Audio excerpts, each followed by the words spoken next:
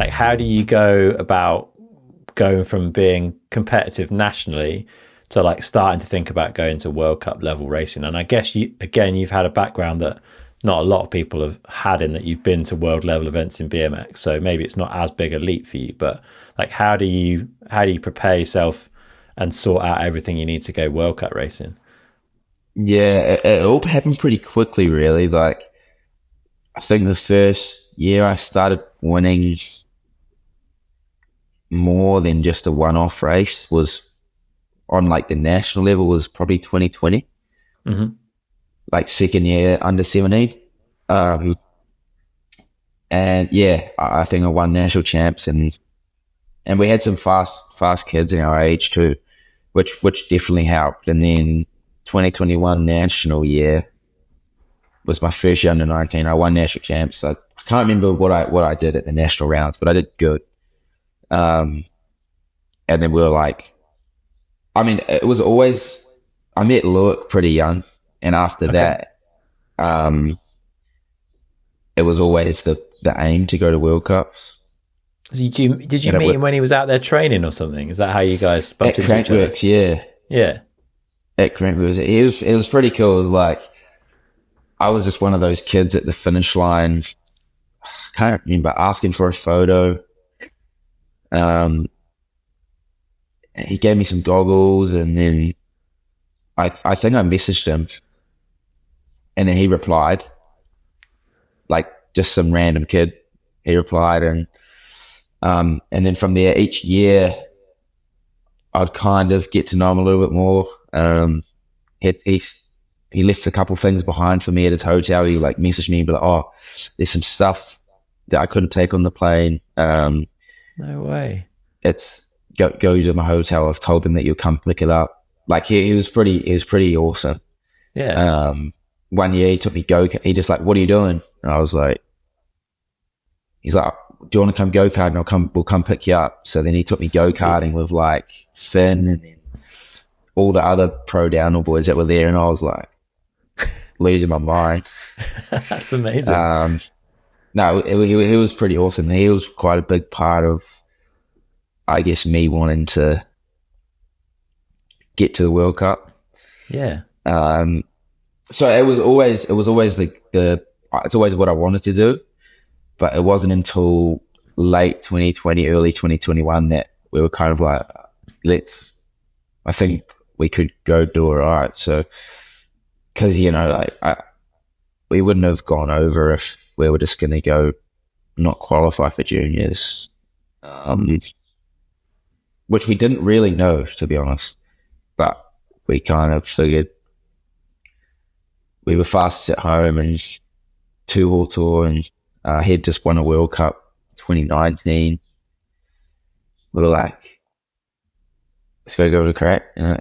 Yeah, it worked out all right. And I think with the BMX stuff, it was, even though I didn't know it, like it is pretty high pressure being on the gate of a World Champs final. Like they do the whole, like you're on the big TV, and they do the whole like call out your names, and the stadium's always pretty packed with, like it was pretty big, even for like just amateur racing young kids. And I think just without me knowing, it really kind of prepared me like mentally just to be able to take pressure well. I'd been taking it from such a young age. Maybe I don't know. Yeah, so I don't find it, I never found racing too bad. Obviously I still get nervous and stuff, but never so nervous it just eats me up. Yeah. And you use the term we. Is that you and your mum and dad? Like, I feel like your mum and dad have been behind you the whole way with this, right? I guess they were a big part of getting you to World Cups as well initially.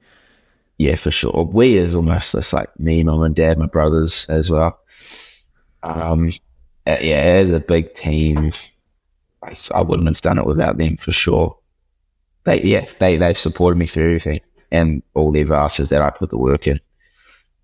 Fair. If I didn't and they put the set work the in, example Yeah, they set the example on work ethic, right? They're both hard workers. Yeah. Yeah. That's cool. And you still speak to your dad, is that right, at the top of every race run? Like before you're getting ready to drop, you'll give him a call? Yeah. Usually, yeah. Maybe just as I'm starting my warm up, I'll give him a call. It's usually like 3 a.m. Yeah.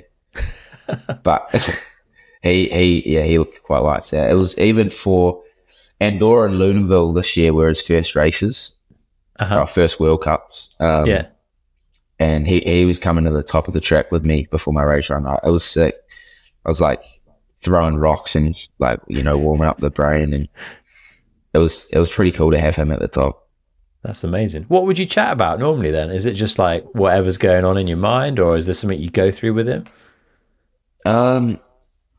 Just small chat, really. How are you? Yeah. I think he calms me down a bit.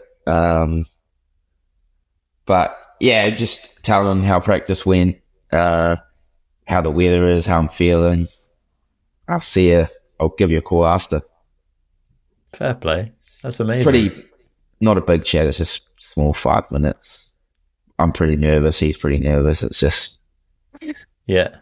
But part of your process now, right? You do it every time. Yeah, pretty much every time. Yeah. Yeah. Fair play. Yeah, every World Cup. Yeah. Okay. Let's talk a bit about that first junior year then. So 2021, I think, was the first like World Cup junior season. And it started with you, I think it was in Leergang, was it? With a 5th place. Yeah. It's a pretty good start, mate. Like you must have felt pretty happy with that, because again, you had I would say a pretty tough group in your junior years. Yeah, it was really good. Like qualifying, I was pretty nervous for qualifying, because it was like I had no idea where I could stack up. And I crashed in that last corner, like I think Valley Hole did it that year in finals. That little like drop to the left, I crashed in there, and then I came across the line. I was like gutted, and then I ended up 15th. So I was like, so that was like a pretty big confidence boost, I guess. And then 5th place was pretty cool start, I think. Just because it was kind of like no expectations in the way that I just had no idea where I would stack up. Yeah. So I wasn't coming in being like, oh yeah, I need to get a top 10 junior or anything like that. I was just like, I have no idea. Which I think I have that mindset about a lot of stuff. Like if I don't know, I don't have any expectations, which is good, I think. Yeah, definitely. But once you've seen that 5th place, then I guess you're like, okay, right, this is where I belong. Like I'm a top 5 guy kind of thing, which puts a bit of pressure on. But it seems to work, right? You backed it up with 3rd place in Leger, 3rd place in Maribor, 3rd again at World Champs in Val de Sol that season. Like that first half of that season was pretty incredible, really, especially considering the boys you were up against were Jackson and Jordan a lot of the time. Yeah. No, it was good. After that, the confidence was that there's a bit more of it. But I was still, I can't remember the times, but I think Palmaneo won that first World Cup in Levergang. Yeah. And it was like insane his time, I think. It was like he was so fast and I couldn't really figure it out. So it was a little bit of that through juniors where I was like, I'd be 3rd, but I'd be 4 seconds off. I'm like, how? Or so it was. I'm pretty glad I went through juniors with those boys. Though it was good to be chasing something. Yeah, for sure. Definitely gave you something to work with.